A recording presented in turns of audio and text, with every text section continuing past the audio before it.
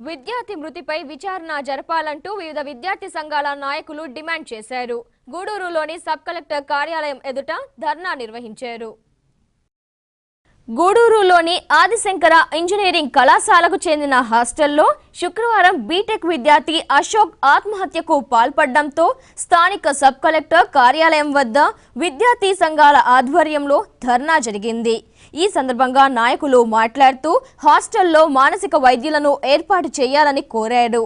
ఈ కార్యక్రమంలో విద్యార్థి సంఘాల నాయకులు హరీష్ నాయుడు, సునీల్, మనోజ్ మొదలగు వారు పాల్గొన్నారు.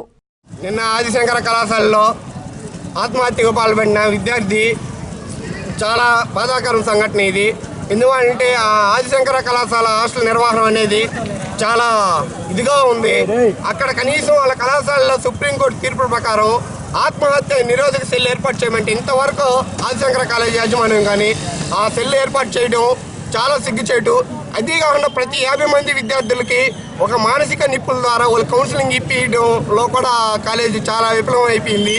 కాబట్టి యాజమాన్యం లోపం వల్ల ఆ అబ్బాయి నిన్న చనిపోయాడు.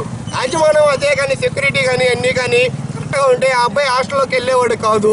కాబట్టి ఈ విషయాన్ని సబ్ కలెక్టర్ వెంటనే విచారణ చేపట్టి ఆ అబ్బాయి మృతికి కారణమైన ఆదిశంకర హాస్టల్ కూడా అసలు పర్మిషన్ లేదు. ఆ హాస్టల్ కూడా